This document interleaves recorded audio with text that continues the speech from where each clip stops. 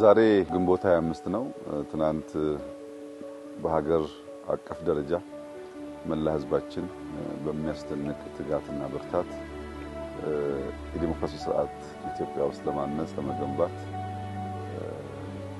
እስከ ኩለሌት ከዛም በላይ እስከ 9 ሰዓት ድረስ በዚያ ሁሉ ፈታኝታ ውስጥ እምቢኝ ብሎ ስርዓቱን ለመገንባት ቁርጠኝነት አሳይቶ ሲመርጥ የዋለበት ያመሸበት ያደረበት ማለት ይቻላል እለት ነበረ።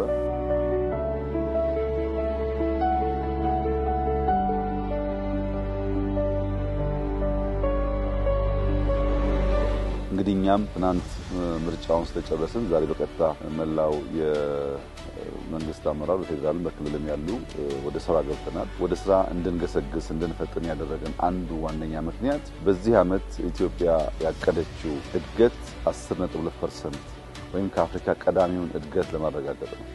ይህ እድገት የሚረጋገጠው ደግሞ የሚባክን ጊዜ ከሌለ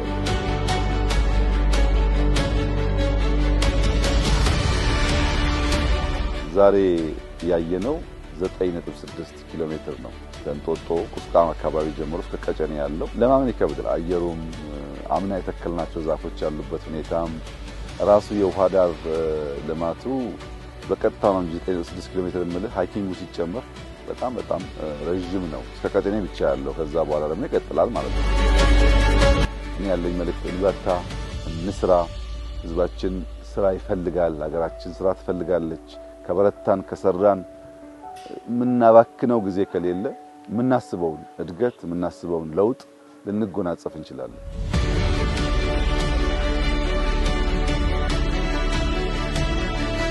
እድገት ልማት ለውጥ ለመጎናጸፍ ያለው መንገድ ያለው አማራጭ አንድ ብቻ ነው፣ ተግቶ መስራት፣ ሳይሰንፉ ተግቶ መሮጥ። ያን ማድረግ ከቻል በሪቨርሳይድ እንዳየነው በሌላውም መስክ የተሳካ ነገር ማምጣት ይቻላል።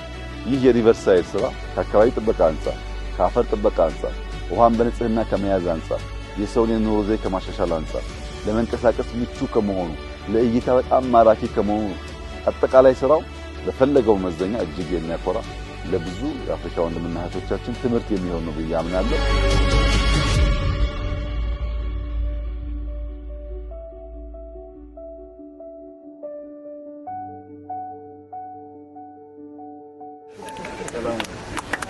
በጣም